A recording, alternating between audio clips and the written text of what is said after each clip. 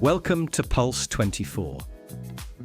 This week, the new price of market access to China, the talent war shifts from individuals to teams, and a hidden risk in augmenting your workforce with AI. With me is Dr. Anya Sharma. Anya, great to have you. Great to be here, Nate. This is cool. Let's start with hardware.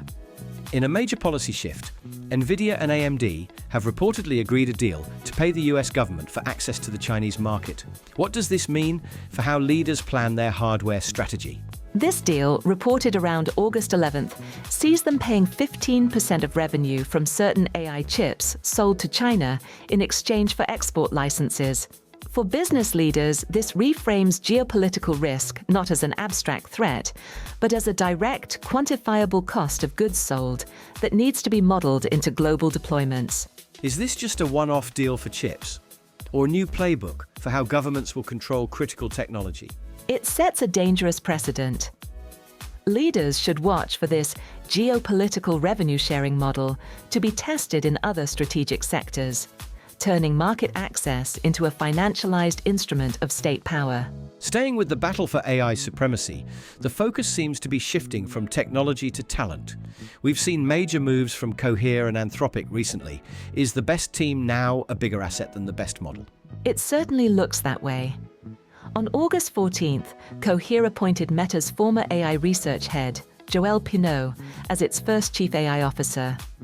And in the same week, Anthropic executed a strategic acqui hire of the core team from AI evaluation startup Human Loop. The implication is clear. As model capabilities begin to converge, the most defensible moat is a cohesive world-class team that can ship safely. But how can mid-market firms possibly compete with the multi-million-pound packages and acqui-hires from the big labs? They can't compete on cash alone.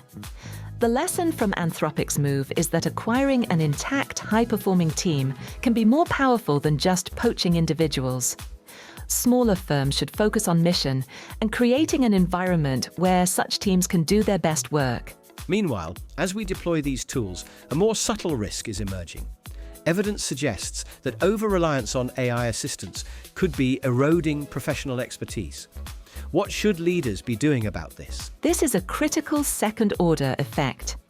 A recent study in The Lancet highlighted that after AI assistance was introduced for colonoscopies, doctors' unassisted ability to spot precancerous growths actually declined. For operators, this shows a clear risk of deskilling, where you erode the very expertise you're trying to augment. That's a serious concern. Does this mean teams should slow down the deployment of AI assistance? Not slow down, but be more deliberate.